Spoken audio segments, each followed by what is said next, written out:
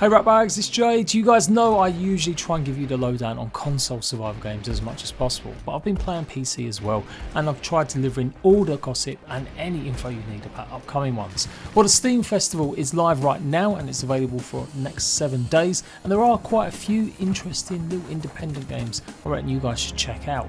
Quite a few of them are big survival, some are a bit more crafty, and quite a few of these I will be demoing on my second channel, JCraft, so go and check it out if you want to see more of some of the titles we're going to talk about. But there's a few here that the connoisseurs of survival might get a little bit excited about. So go and give it a try, go and download them all for free and try the demos for at least a week. Let's go.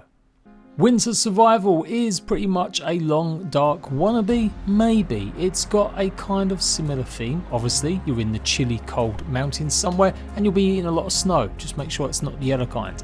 You need to actually set up a bunch of traps to stop the wolves from munching on you as you make progress. Hopefully get to a ranger station.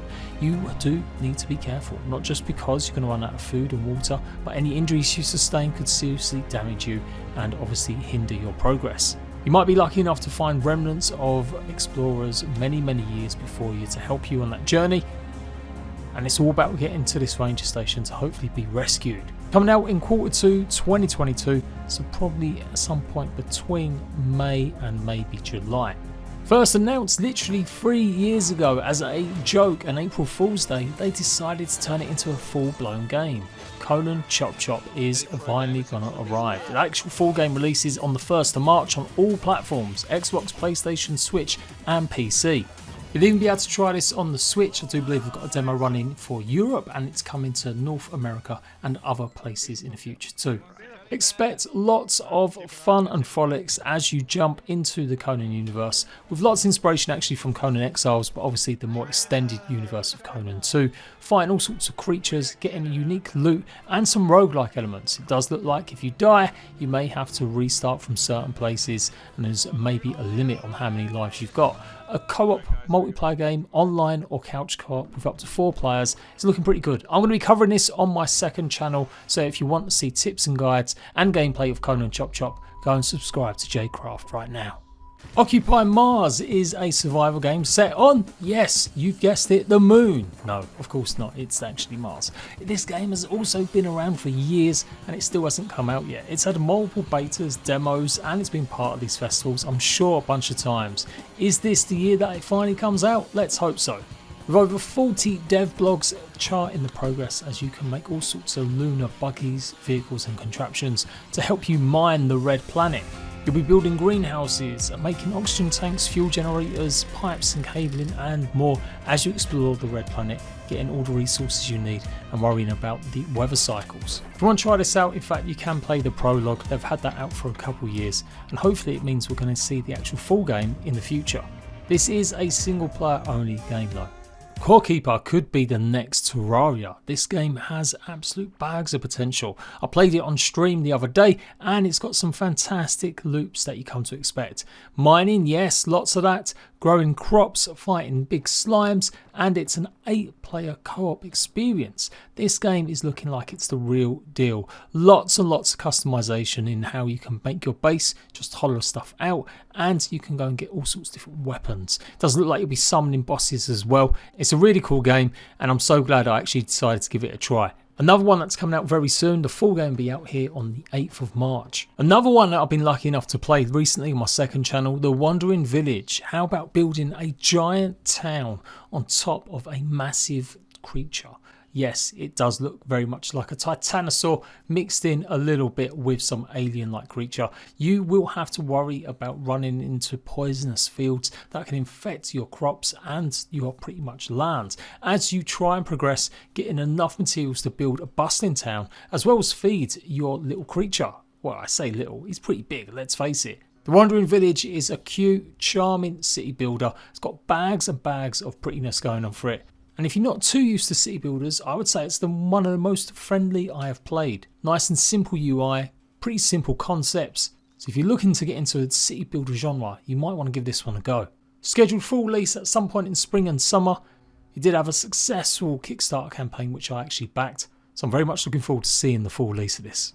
Okay, one more cute and crafty before we get on to some maybe more hardcore survival. Monster Outbreak is, yep, a top-down game, maybe in the vein of something like Survivalist or Don't Starve, but with a much more cartoony take.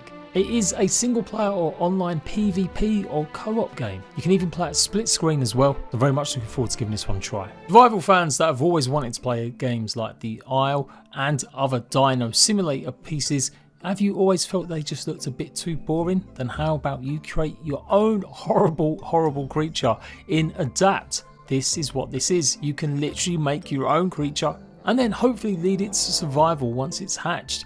You will be running around gathering food, possibly taking out other creatures as you grow, adapt and possibly even mutate into bigger forms. One of the weirdest simulator games you'll ever see. I'm definitely downloading this one. Project Zomboid may have restored faith in the zombie survival simulator genre, so maybe Project Outbreak can take that a bit further.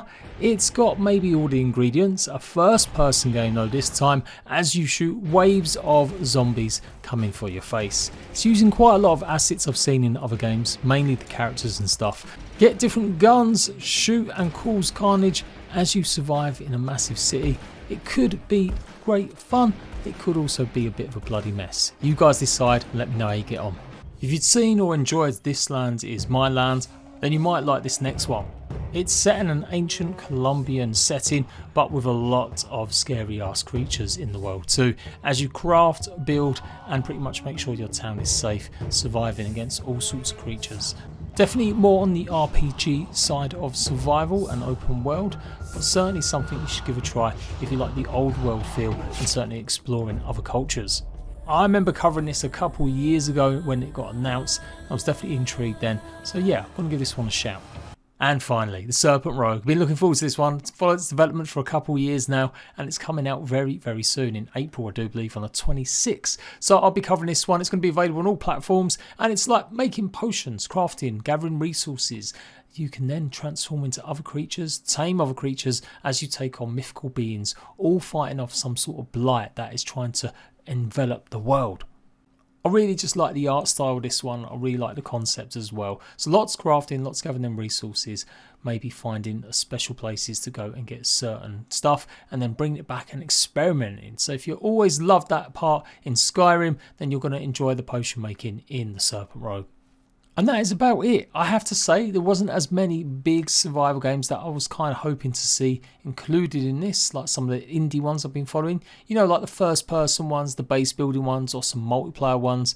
They've all been quite off the schedule a little bit. Doesn't mean there isn't a great year ahead. There's so many different survival games coming out this year, big and small. But I do believe there just weren't many that maybe thought this was a good idea to get their game ready for this one. The next Steam Festival is going to be in June, I do believe, and that's when I expect to see more added. Let me know if any of them tickle your fancy, and if I get any news about them coming to console or any other release dates, I'll let you guys know. If there's anything I should have took a look at in the Steam Festival, also let me know.